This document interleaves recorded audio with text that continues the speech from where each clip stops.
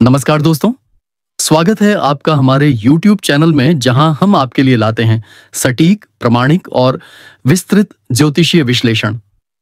आज हम बात करेंगे केतु के राशि परिवर्तन 2025 की। विशेष रूप से मेष राशि वालों के लिए यह परिवर्तन कैसा रहेगा, क्या प्रभाव डालेगा, कौन से दिन महत्वपूर्ण रहेंगे और आपको किन क्षेत्रों में सावधानी या अवसर की आवश्यकता होगी। 2025 में केतु का यह महत्वपूर्ण गोचर 26 मार्च 2025 को हो चुका है, जब केतु तुला राशि से निकलकर कुंभ राशि के माध्यम से मीन राशि में प्रवेश करेगा। यह गोचर तब तक प्रभावी रहेगा जब तक कि केतु 2026 में अगली राशि में प्रवेश नहीं करता। मीन राशि में केतु का यह गोचर मेष राशि वालों के लिए विशेष तौर पर 12वें भाव में घटित हो रहा है। 12वां भाव ज्योतिष में हानि, त्याग, मोक्ष, विदेश यात्रा, आध्यात्मिकता और खर्च से जुड़ा होता है। इस भाव में केतु का होना कई गूढ़ और रहस्यमयी अनुभवों की ओर इशारा करता है। अब आइए जानते हैं मेष राशि के जातकों के लिए यह गोचर वर्ष 2025 और 2026 में कैसा प्रभाव डालेगा। जीवन के हर महत्वपूर्ण क्षेत्र में केतु जब 12वें भाव में आता है तो व्यक्ति के भीतर एक गहरा आत्मचिंतन शुरू होता है। मेष राशि वाले जो सामान्यतः तेज, उत्साही और साहसी होते हैं, वे अब कुछ समय के लिए आध्यात्मिकता और अंतर्मन की ओर आकर्षित हो सकते हैं। 26 मार्च 2025 से अप्रैल 2025 के अंत तक आप अपने जीवन के उद्देश्य को लेकर गंभीर चिंतन करते नजर आएंगे। ध्यान, योग और साधना में रुचि बढ़ सकती है। 9 मई 2025 को जब बुध भी वक्री रहेगा, तब आपके भीतर एक असमंजस की स्थिति बन सकती है। आप क्या चाहते हैं, इसकी स्पष्टता नहीं होगी, लेकिन यह समय आत्मिक उन्नति के लिए बेहद फलदायक रहेगा। 12वें भाव का संबंध विदेश, दूर देशों से जुड़े कार्यों, अस्पताल, एनजीओ, स्पिरिचुअल ऑर्गेनाइजेशन या रिसर्च से होता है।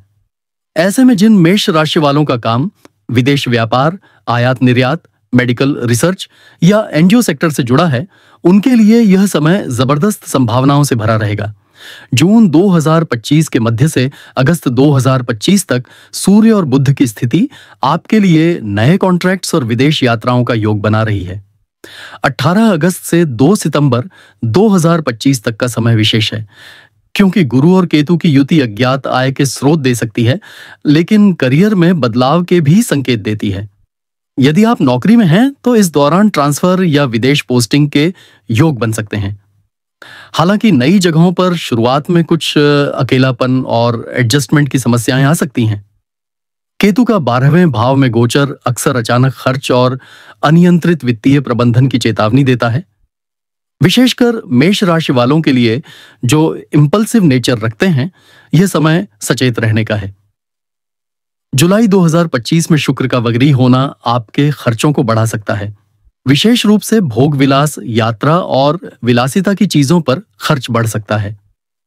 सितंबर 2025 में केतु और शुक्र की दृष्टि संबंध आपके बैंक बैलेंस को प्रभावित कर सकती है, इसलिए धन निवेश सोच समझकर करें। हालांकि यह समय उन लोगों के लिए अच्छा है जो विदेशी मुद्रा, क्रिप्टो या फॉरेक्स से जुड़े हैं। आपको गुप्त लाभ हो सकता है।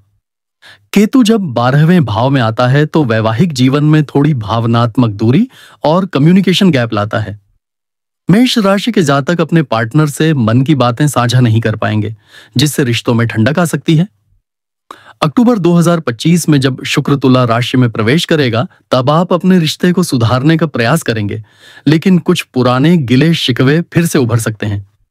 नवंबर 2025 में सूर्य और केतु की युति वैवाहिक जीवन में अहम और एकांत की भावना को जन्म दे सकती है।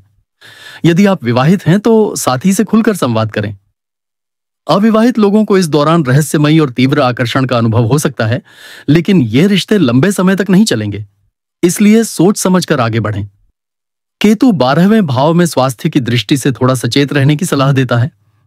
विशेषकर नींद की कमी, मानसिक तनाव, आंखों की समस्याएं या इम्यून सिस्टम कमजोर हो सकता है। 2025 के अक्टूबर से दिसंबर तक का समय ध्यान देने योग्य है, जब राहु का प्रभाव भी 6ठे भाव से पड़ रहा होगा। पुरानी बीमारियां दोबारा उभर सकती हैं। इस दौरान ध्यान, प्राणायाम और समय पर सोने जागने की आदत डालना लाभकारी रहेगा। यदि आप किसी पुरानी बीमारी से जूझ रहे हैं तो यह समय उसका इलाज ढूंढने और आयुर्वेद या वैकल्पिक चिकित्सा से लाभ उठाने का है। केतु का प्रभाव अचानक और गूढ़ होता है, इसलिए इसके लिए कुछ उपायों को अपनाना लाभकारी रहता है। हर मंगलवार और शनिवार को भगवान भैरव की उपासना करें। केतु मंत्र ओम कें केतवे नमः का रोज 108 बार जाप करें। अपने पास सफेद वस्त्र, कपूर और नीले चांदी के धागे का उपयोग करें। अनाथ बच्चों या नेत्रहीनों को दान देना विशेष फलदायक रहेगा। अपने घर में शांत वातावरण बनाएं, धूप दीप जलाएं और ध्यान करें। तो दोस्तों, यह था एक विस्तृत और गहराई से किया गया विश्लेषण केतु के मीन राशि में गोचर 2025 का, विशेष रूप से मेष राशि के जातकों के लिए। यह समय आपके लिए आत्ममंथन, मोक्ष की यात्रा और अंतर्मुखी अनुभवों से भरा रहेगा। भले ही कुछ आर्थिक या भावनात्मक चुनौतियां आएं, लेकिन यह गोचर आपके अंदर के आध्यात्मिक जगत को जागृत करेगा। इस गोचर को समझना, उसके साथ तालमेल बिठाना और सही उपाय करना ही जीवन को संतुलित रखने की कुंजी है।